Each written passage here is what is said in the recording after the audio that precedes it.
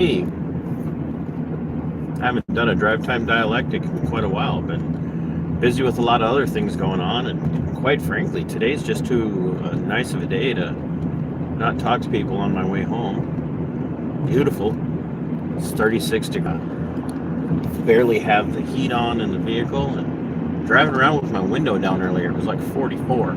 So here I sit, and you guys are gonna have to put up with a strange camera motion because the road is winter rough. I'll tell you that. It is an unpleasant level of disruption when driving. So if you're watching this, make sure you hit the like button. If you're not subscribed, I don't know why you're not, but you should be. So hit the subscribe, and then head over to my subscribe star, pick a level of support so you can help keep this content going, and share this out, because this is going to be an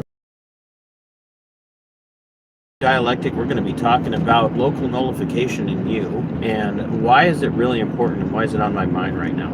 So got a friend, actually did a video about her, with her in it, last year about this time, and she is a fireball.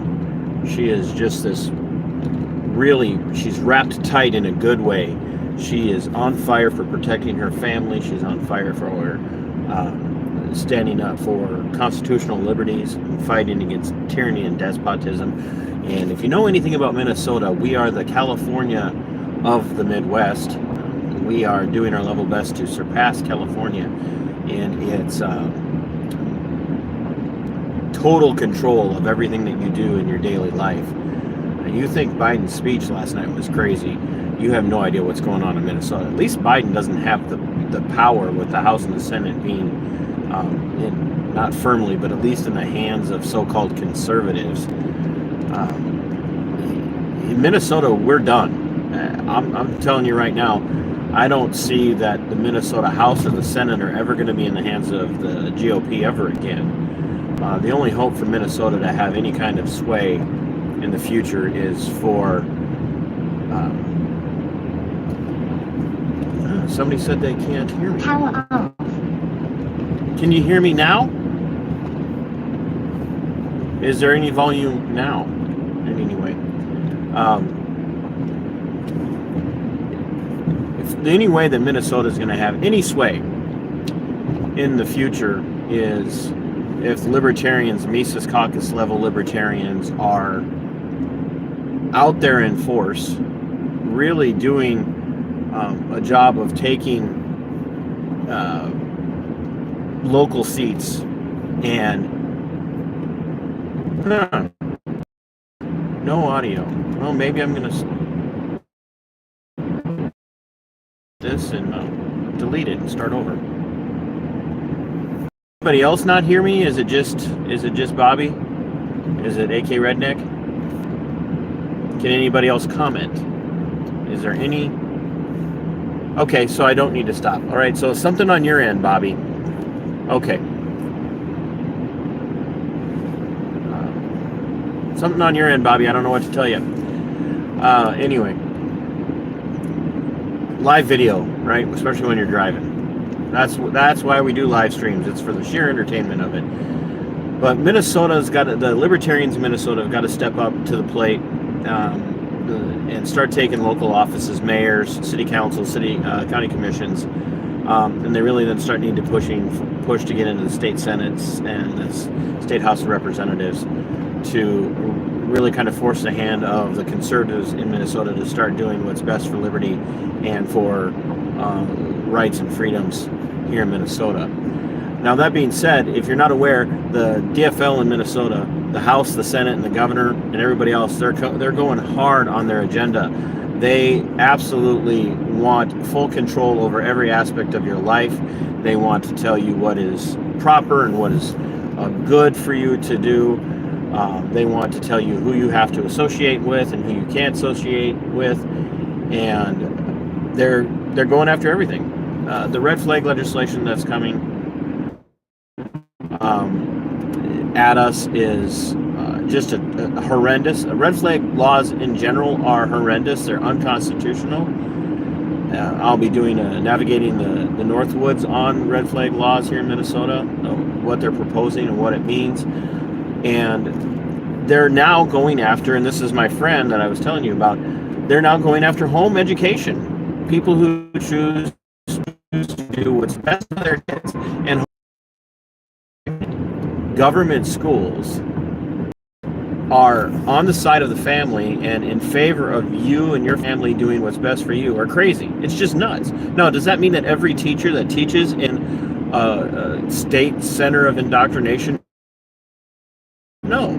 I have several friends that do teach in public schools that are as conservative as the day is long, and they will not abide by or take any truck with the Gramscian socialism that's being forced onto children in the schools. And they hate it. And they've already got exit plans as things get worse. I've talked to one in East, and he's told me, I've got an exit plan. And when I go, I won't go quietly. But he's still having an impact. But the best place for your kids is not in a state school. It's not in a state school. And we're seeing that take hold, that mentality take hold all over the United States right now, as Corey, is it DeAngelis, is traveling around the country and helping stir people up for school choice vouchers. And in their mantra is fund the students, not the school. Fund the student, not the school. You guys got to get that into your head. Fund the student, not the school. And that's really starting to take hold in a lot of conservative strongholds. And that's what we need to be pushing for here. But Minnesota legislature is not about to let that happen. And they are now proposing legislation. The way I understand it, and we're going to be doing a deep dive on that through Navigating Northwoods as well. If they pass this legislation, the restrictions on home education are going to be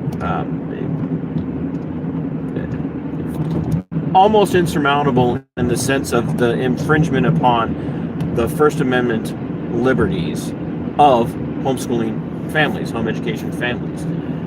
They want to know what curriculum you're going to be using. They basically want the power of approval over a curriculum, that you have to submit all of this to the local school district, and then the school district gets to tell you yes or no. They want, and there again, this is secondhand information, but it's not as important how accurate it is right now. There again, we'll dive into that in the Navigating the Northwoods. All right. I'm sorry for the disconnects. I don't know what's going on. They're out to get me. That's what it is. They hate TC, and they hate the Minnesota Black Robe Regiment, right? Paranoia. And part of me wants to look at home educating families. I want to look at these families who choose to home educate and do what I think is best.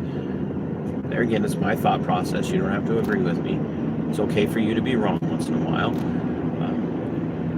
They want to eliminate the ability of families to do what's best for their children. They don't think you know what's best for your children. And I say, on one end, I say, go ahead. Give them your test results. Go ahead. Show them what your schedule is from throughout the day. And that's one of the things. They want to know what the daily schedule is going to look like. So basically, they want the parents who are choosing to home educate to have to submit lesson plans ahead of time so that they can, there again, have the stamp of approval or disapproval on it. And there again, what that comes down to is this state control. You have freedom of conscience. You have conscience. You have no freedom of religion. You have no freedom of association. You have no freedom of speech. You educated and how it's educated. Like there's I have no qualm saying that. It is definitely a First Amendment issue. Period. And I say, to some degree, don't be afraid of the testing. Don't be afraid of the curriculum issues. Go ahead, excel.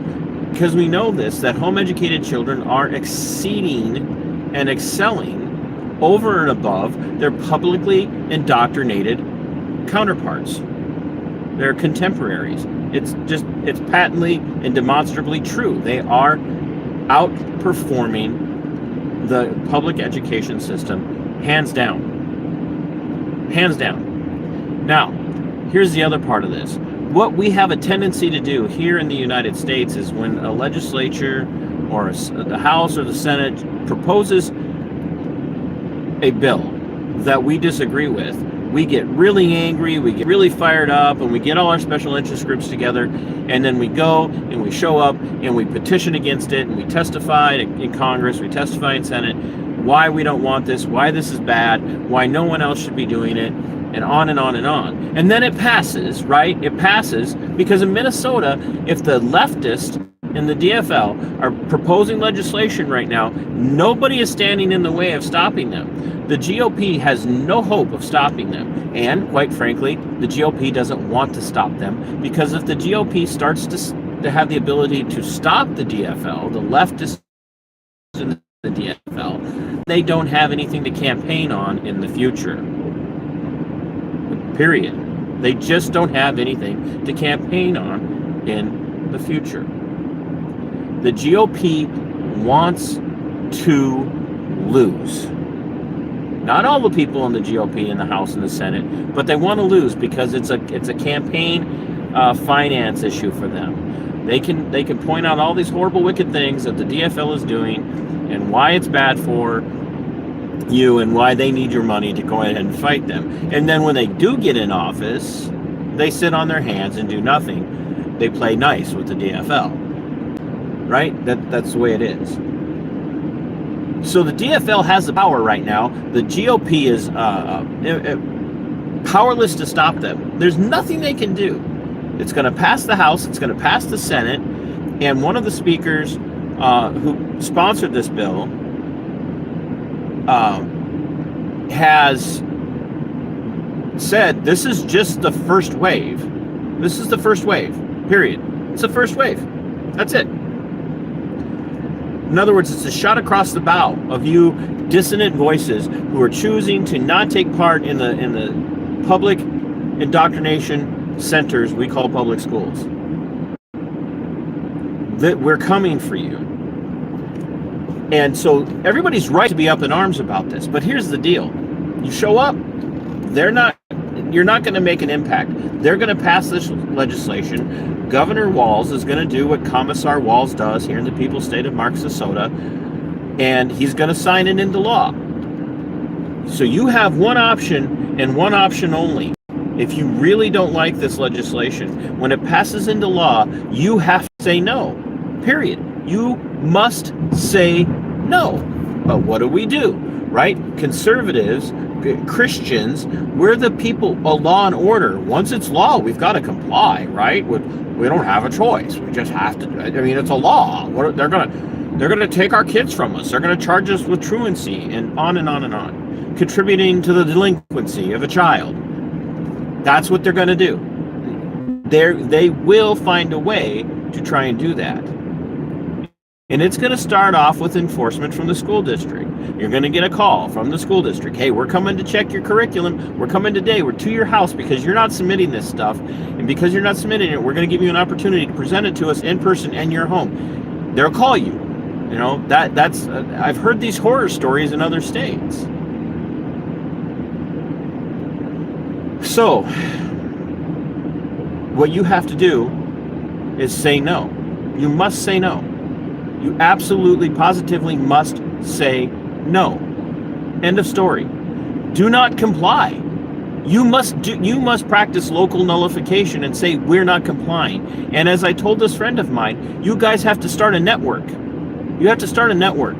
You need to make it look like the Culper-Spiring from during the American War for Independence. You guys have to have hotlines, you have to have signal message groups, you have to use Facebook Messenger, text messages, email, phone calls, whatever it is. You must step up and say no. End of story. Say no. And then when that person gets the call from their local school superintendent that he and a paraeducational person are coming over to inspect you, you call your friends. You send out an email. You send out a chain of text messages. You send whatever it takes. You get 350 people on your property the next day at 1 o'clock. When that superintendent shows up to inspect without a warrant, you don't let him on the property. And if he brings cops, you don't let him on the property. You say no. I'm sorry. American conservatives, traditionalists, Christians, whatever the case might be, whoever you might be, whatever it is, it's high time for you to understand this. You have got to say no to liberties, period. No. That's the word. No. Say it with me. We learned this in school. Nancy Reagan. Just say no. Nullify these laws by just refusing to follow them. Don't follow them. And I'm not talking about, drive around this town at 95 miles an hour because you don't agree with traffic laws. Look, in my opinion, if you're speeding like that, you're intentionally inflicting harm on people because sooner or later you're going to kill somebody, right? That's what it is. Sooner or later you are going to kill somebody. That's an act of aggression. That is an act of violence. But when it comes to things that infringe on your actual liberties, how you home educate, what you choose to do for home education, your ability to keep and bear arms, your ability to speak your mind, your ability to teach your children your dogma, right? Like, that's fine. It's okay to have a dogma. It's okay to be dogmatic. Even if I disagree with your dogma, it's okay for you to instruct your children in your dogma, because that's what the state wants to do. The state wants to teach your children their ideological positions. The state wants to teach your children their dogma. You could say no to that. And even if they make a law that says you can't say no to that, you say no. And then you get your like-minded friends off of their butts and tell them it's okay to say no. And Christians, in particular, traditionalists and conservatives, this is for you. You have to hear this. It's time to stop playing the law and order argument. It's time to stop thinking that you're obligated to obey laws. You aren't. They govern by our consent. They enforce laws by our consent. Yes, am I openly advocating resistance to tyrannical laws? Yes, I am advocating preemptively resistance to tyrannical laws. Do not comply. Do not comply. And you guys have got to be afraid of you need to be more afraid of losing your liberties than you are of being discomforted. Period. Because that's what happened. And 2020 with COVID, COOF, I forgot I'm on YouTube. 2020 with the COOF, all of these mandates that went in place all across the country, the reason that they worked and the reason you didn't see a lot more law enforcement involvement, not that there wasn't any law enforcement involvement, but the reason you didn't see more than what you did was because you all were terrified. You all said, okay, I'll wear my mask. Okay, I'll stay home. Okay, I won't go to a restaurant. Okay, I'll close my local business. Okay, just don't make my life uncomfortable. This is the line, folks, right here. When you have radically pervasive, extreme leftist ideologues forcing their views on you and making it law, now's the time. If you don't stand up and say no now, if you cannot organize a group of resistance against this, you're never going to do it. You might as well go ahead, if you believe in the mark of the beast the way so many people do today, then you might as well just go ahead and take the mark now. Because that's what you're doing. Where were you in your churches? And I know some of you did, but where were the churches when you got ordered to shut down? Why did you shut down? What line does the state have to cross for you to not lick the boots of the state? What does the state have to do to you before you finally say, I am not going to comply? I will not go peacefully into the night. What line? Where are you going to draw it? What line are you going to allow them to keep pushing you back over? And I've said this in so many of my other videos, because sooner or later they're going to keep pushing you and pushing you and pushing you and pushing you and pushing you until your back is against the wall and the only place left for you to go is on your knees with a gun to your head. That's all that's going to be left for you. If you comply with all of this stuff that you disagree with, you have got to practice local nullification on a personal level. You have got to. And then you have got to build your network of people that will take part in helping you with that local personal nullification. This is a must. Yes, I know everybody's like, well, you can't tell people what they must do. I'm telling you, you must do this. If you need help trying to figure out how to do it, reach out to me, mbrrpodcast@yahoo.com. I will help you reach out to people. I will help you find people that will support you in this. I will do that. We home educated our kids from start to finish. I know it's a stupid statement. Of course you did it from start to finish. When you stopped, it was finished. But we from kindergarten, from preschool to kindergarten, all the way through to their senior years, we did it all. And there were some hoops we had to jump through, but nothing like what's being proposed now. Nothing as restrictive as what's being proposed now. Right now is the time, because this law is going to pass, and there will be more. This legislation will become law, and there will be more, and there will be more, and there will be more, and there will be more, and there will be more. And if you don't stand on the first one, you won't stand on any of them, because they will have you so cowed that you will not know what to do. So now's the time. Before this legislation passes, once again, it will pass. Before it passes, you have got to say, and this in any state that you're dealing with, I don't care what it is, all of us have got to stand.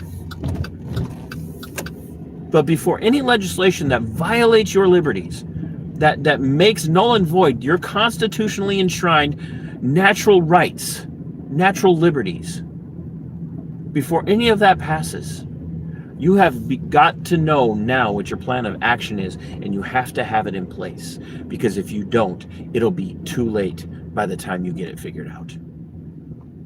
It's now or never, people. It's now or never. Absolutely now or never. And I'm afraid for most of you, it'll be never, because you talk big and you show up and hold a sign at some legislative body meeting, but you do not ever say no to unconstitutional, unlawful, unjust laws. You comply because you think it's your duty. And that, my friends, is what's going to kill you. Psychologically, emotionally, mentally, socially, politically, and maybe even physically. You got to say no. You've got to end this. You have to. So until next time, my friends, fight for your liberties, they are yours. Fight for your freedom, it belongs to you. And sic semper tyrannis.